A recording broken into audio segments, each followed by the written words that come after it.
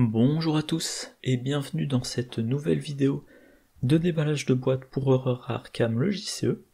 On continue la boîte Le Festin de Hemlock Vale et on commence aujourd'hui les cartes survivants. Alors sur les cartes survivants, comme pour les cartes mystiques, on aura 7 vidéos. Par contre je vous le dis en préambule, j'ai préparé là ce soir les 7 vidéos et je trouve que c'est vraiment pas enthousiasmant. On a beaucoup d'améliorations de cartes qu'on avait déjà eues, et je trouve qu'il y a beaucoup de cartes, je sais pas trop que dire, c'est évident, bon, enfin bref, voilà. Allez, on va commencer. Première carte, la boîte d'allumettes, un soutien de niveau 0 qui coûte 1.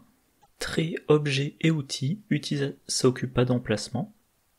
Utilisation 3 provisions. Si la boîte d'allumettes n'a pas de provision, défaussez-la. Lors du tour d'un investigateur, inclinez la boîte d'allumettes et dépensez une provision. Votre lieu perd 1 de valeur occulte jusqu'à la fin de ce tour. Bon. Déjà, ça le trait objet, ça se tuteur, avec le sac à dos. Ok.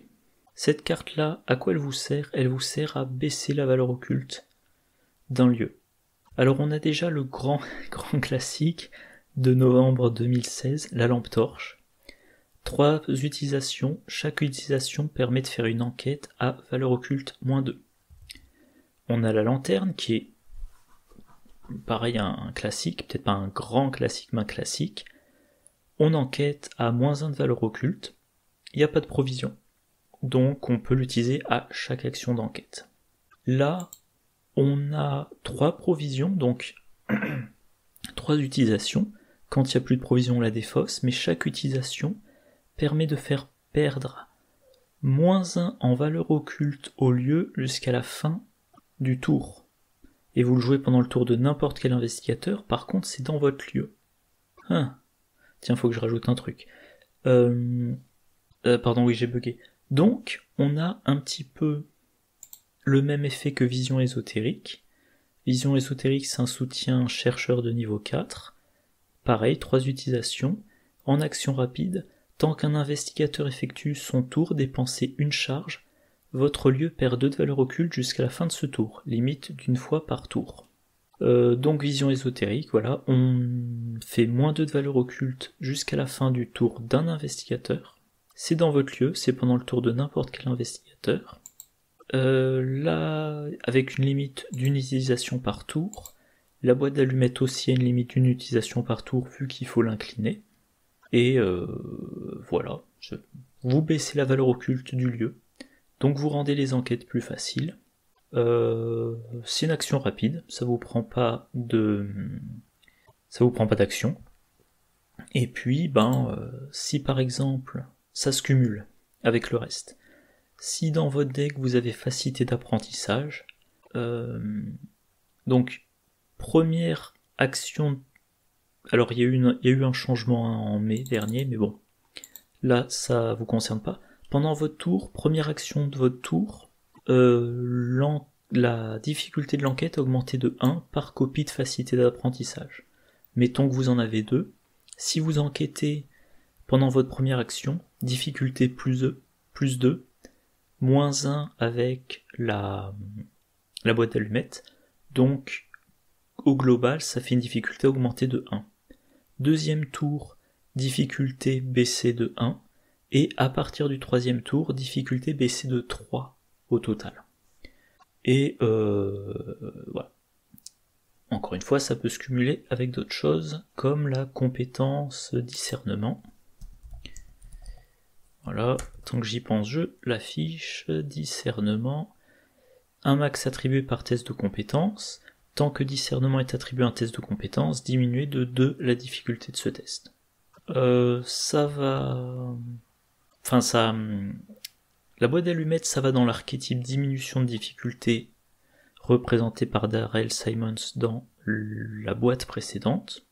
Si vous baissez la valeur occulte de 1 pendant tous les tests, vous baissez la difficulté de 1, et si vous êtes dans un lieu qui a une valeur occulte imprimée de 1, ou que vous cumulez avec d'autres effets de baisse de la difficulté de l'enquête, vous pouvez arriver potentiellement à une difficulté de 0. Là vous jouez faire la lumière, rapide à jouer avant de révéler un pion KO lors d'une enquête que vous effectuez, et uniquement si la difficulté de ce test est actuellement de 0. Ce test réussit automatiquement, vous découvrez un indice supplémentaire dans ce lieu, et un indice supplémentaire dans n'importe quel lieu. Voilà. Ah oui, liste des tabous, cette carte vaut 2 XP.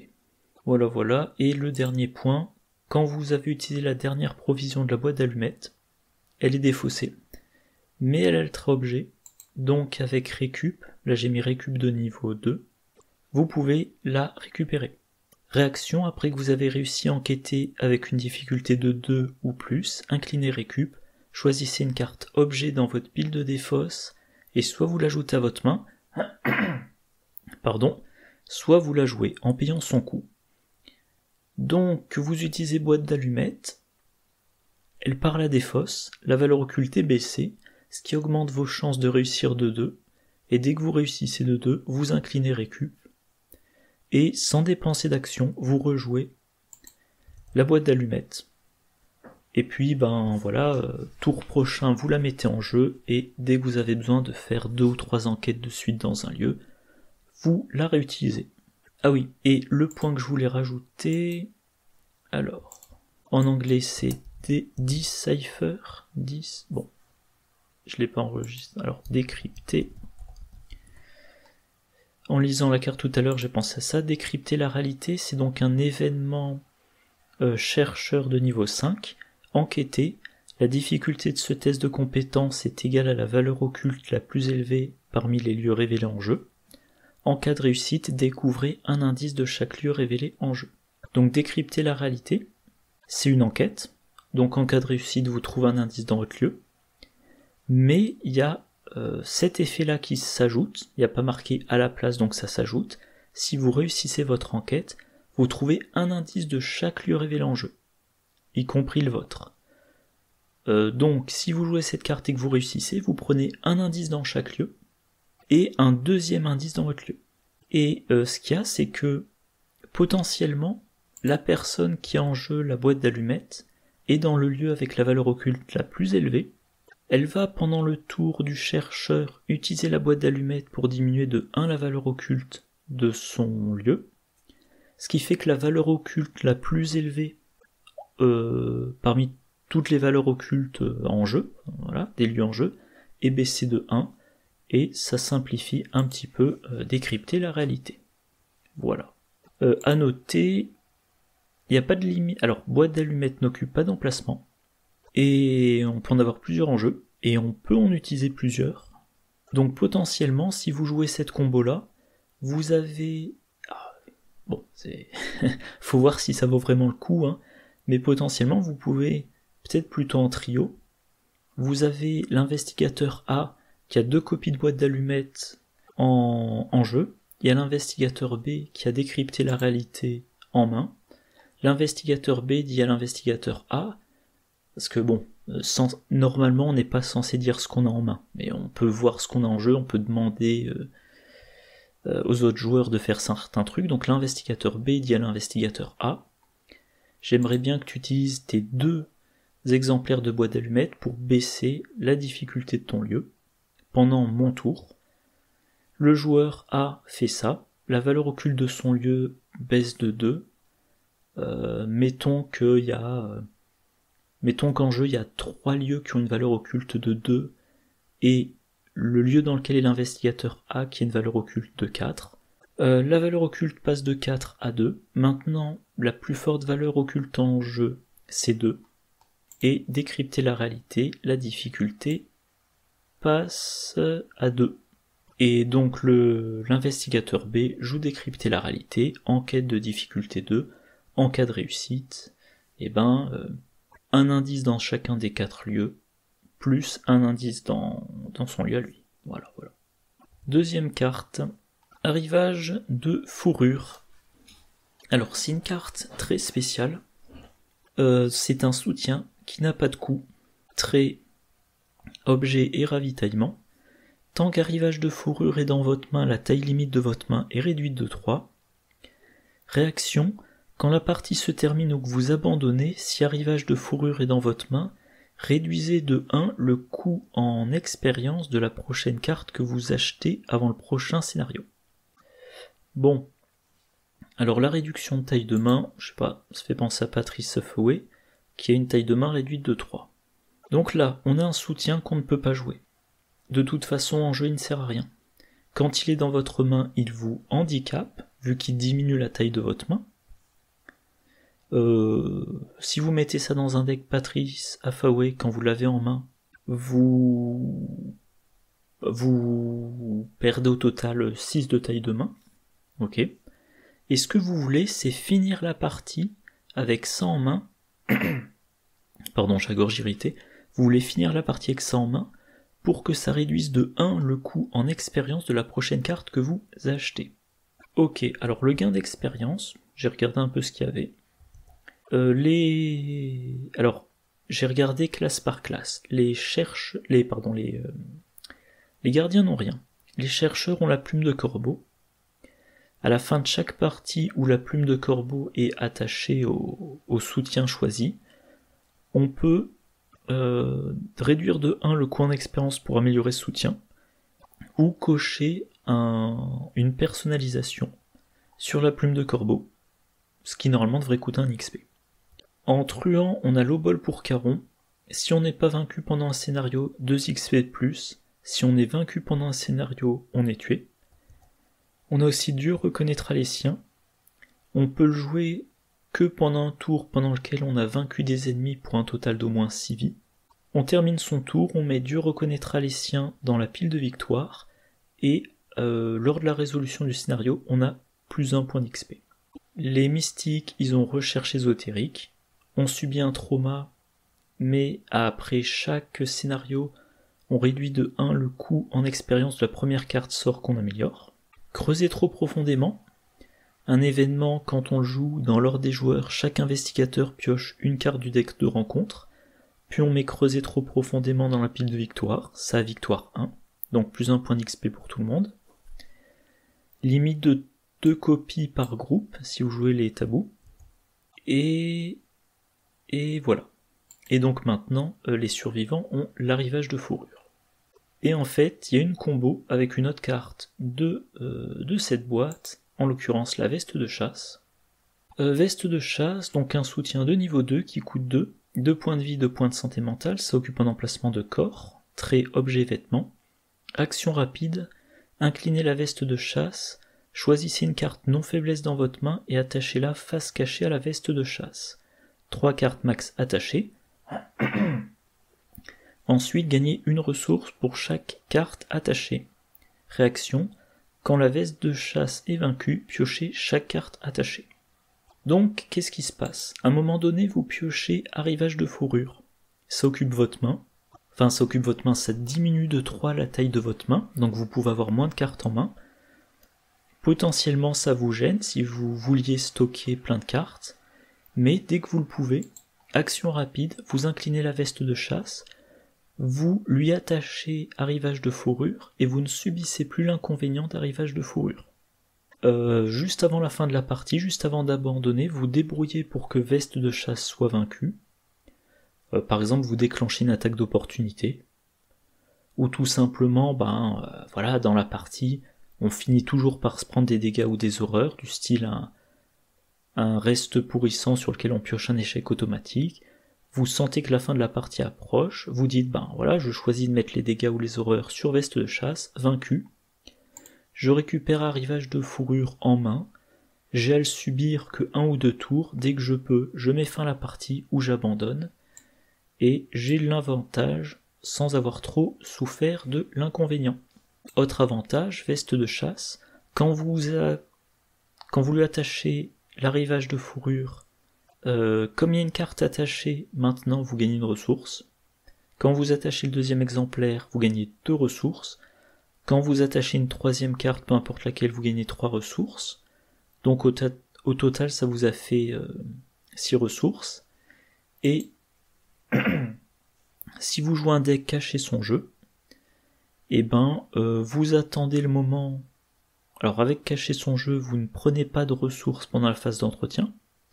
pour avoir le bonus, et quand vous voulez vraiment 1, 2 ou 3 ressources, et ben veste de chasse, vous attachez arrivage de fourrure, ça vous fournit des ressources, et ces ressources potentiellement vous les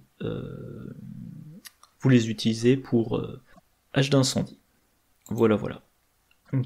Donc c'est une carte très bizarre. Et, ah oui, il y a une petite discussion. Réduisez de 1 le coût en expérience de la prochaine carte que vous achetez avant le prochain scénario. Ah oui, encore une fois, c'est pas la bonne retranscription. Réduisez le coût en expérience de la prochaine nouvelle carte. Donc, c'est pas pour de l'amélioration, c'est pour de l'achat, donc c'est pareil. Est-ce que vous aurez des nouvelles cartes à acheter ? Est-ce que j'ai un bon exemple ? Tenez par exemple Jessica Hyde, elle est de niveau 1, elle n'a pas d'équivalent de niveau 0, donc vous pouvez vous dire, arrivage de fourrure. Si je finis le premier scénario avec ça en main, l'XP, l'XP me paye une copie de Jessica Hyde. Si vous en avez 2 copies en main, la réaction c'est ça x 2, donc c'est réduisez le coût en expérience de la prochaine carte de 1 et réduisez le coût en expérience de la prochaine carte de 1. Donc la première carte que vous achetez, pas que vous améliorez mais que vous achetez, vous en réduisez le coût en expérience de 2. Voilà, bon, c'est amusant comme... c'est amusant, et c'est bizarre. Troisième et dernière carte pour cette vidéo, la fourche. Un soutien qui coûte 3, qui occupe les 2 emplacements de main, trait, objet, outil, arme, corps à corps. Action combattre, vous gagnez plus en force, infligez plus de dégâts pour cette attaque. Si cette attaque est réussie, perdez le contrôle de la fourche et attachez-la à votre lieu. Votre lieu gagne. Action, prenez le contrôle de la fourche. N'importe quel investigateur dans le lieu de la fourche a le droit de déclencher cette capacité. Alors, arme de survivant. On a ça comme arme de survivant. Voilà, il n'y en a pas une quantité dingue. Cette arme-là, en l'occurrence, occupe les 2 emplacements de main. Alors, comme point de comparaison, on a la batte de baseball. Ça occupe 2 emplacements de main. Ça donne un plus en force, ça fait plus 1 dégât, mais si on révèle un symbole crâne ou échec automatique lors de l'attaque, on défausse la batte de baseball à la fin de la résolution de l'attaque. Avec la version de niveau 2, soit on la renvoie dans sa main, soit on inflige un autre dégât, donc un 3e dégât, et on la défausse après l'attaque.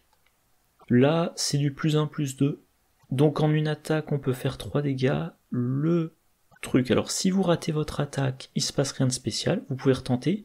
Si vous réussissez l'attaque, vous attachez votre arme à votre lieu, et il faudra dépenser une action pour la récupérer. Si l'ennemi n'est pas vaincu, ça veut dire que vous allez devoir dépenser une action pour récupérer, pour attaquer, et cette action-là va probablement déclencher une attaque d'opportunité. On se retrouve avec le problème de l'arc décoré, qui en une action fait 3 dégâts, mais ensuite il faut une action pour le recharger, pour le réutiliser, et on espère que quand on recharge, on n'est pas engagé pour pas se prendre d'attaque d'opportunité. Et voilà, même si l'ennemi est vaincu, il y a une action à dépenser pour récupérer la fourche, pour la réutiliser. Et le fait que n'importe qui puisse le faire, ça veut dire que l'investigateur A, il va attaquer, réussir son attaque, et ensuite à son tour, l'investigateur B va pouvoir dépenser une action pour récupérer la fourche et attaquer avec, et potentiellement ensuite l'investigateur C, sauf que le bonus de plus 1 en force seulement fait que un investigateur qui ne sera pas expert en combat a peu de chances de réussir l'attaque.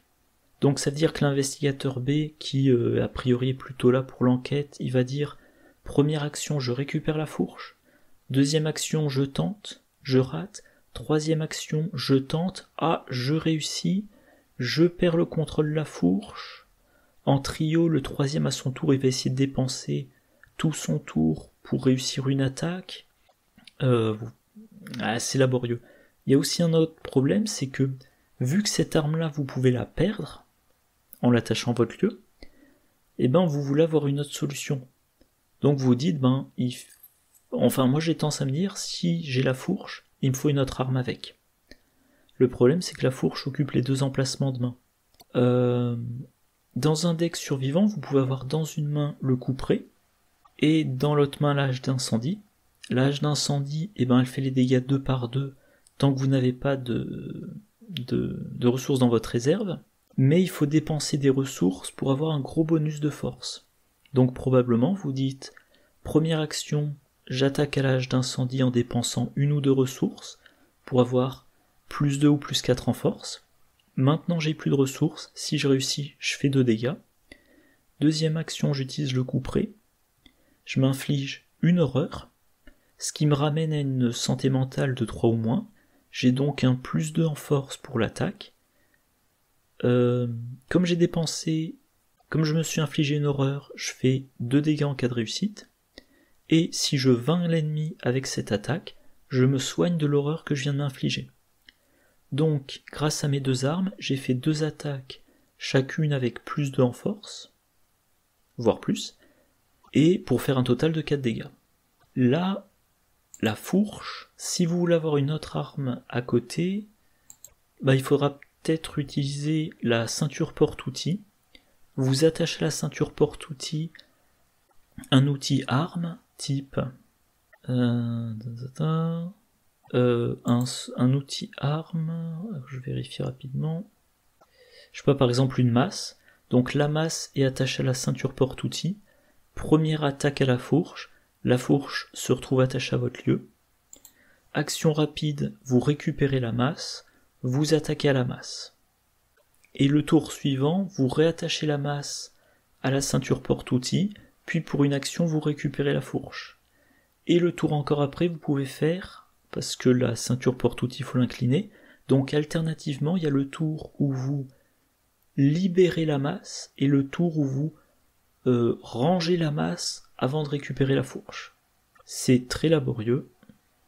Ah oui, éventuellement, vous pouvez jouer bricolage sur la fourche, ou en tout cas, à un moment donné, la personne qui a bricolage dans son deck, elle récupère la fourche, qui attache à un lieu, elle met bricolage reste attaché à la fourche, même quand la fourche se déplace d'investigateur en investigateur, et maintenant la fourche occupe plus qu'un emplacement de main, et là, c'est passable. Enfin, je veux dire, c'est passable, c'est-à-dire que comme ça occupe plus qu'un emplacement de main, c'est cumulable avec une autre arme, mais c'est laborieux pour 3 dégâts. Bon, voilà. Du coup, le résumé. Boîte d'allumettes, vous faites un deck spécialisé en enquête, c'est génial. Baissez la valeur occulte, toujours bon, ça se cumule avec autre chose. Ne serait-ce que boîte d'allumettes plus lanterne, c'est moins 2 de valeur occulte sur toutes vos actions. Et si vous mettez boîte d'allumettes dans votre deck, tant qu'à faire, vous mettez récup. Vous mettez 2 copies de boîte d'allumettes, vous mettez 2 copies de lanterne, vous mettez 2 copies de récup. Et voilà, votre objectif, c'est que chacun de vos tours, vous utilisez la boîte d'allumettes. Chacune de vos enquêtes, vous la faites avec lanterne, et pendant toute la partie, vous enquêtez contre valeur occulte -2. Arrivage de fourrure, c'est très spécifique. Vous allez mettre ça dans un deck qui soit n'a pas besoin de stocker des cartes en main, soit à veste de chasse, deck qui en plus de ça va vouloir acheter de nouvelles cartes et pas simplement améliorer les cartes. Et si vous voulez vraiment tirer le maximum de cette carte, enfin de la combo arrivage de fourrure plus veste de chasse, mettez ça dans un deck, cachez son jeu. Voilà. Et enfin fourche, j'ai envie de dire fourche, abstenez-vous. Voilà. Ah d'ailleurs, j'ai pas mentionné. Ah,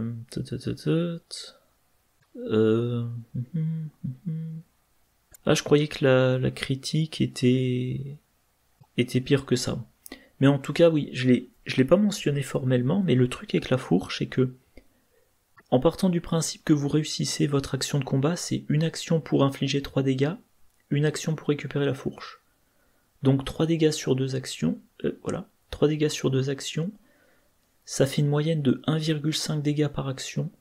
Alors, certes, comme on n'est pas en gardien, on peut pas garantir 2 dégâts par action à chaque fois. Il y a des actions de combat qui font les dégâts qu'un par un. Mais quand même, voilà. Encore une fois, le problème c'est que fourche est difficilement cumulable avec autre chose. Donc, ça pourrit la moyenne d'1,5 dégâts par action. Bon, mais voilà, c'est tout pour aujourd'hui. Prochaine vidéo, le masque, diversion d'ampleur et pousser dans ses retranchements. Moi d'ici là je vous souhaite une bonne journée, une bonne soirée, de bonnes parties et je vous dis à la prochaine, au revoir.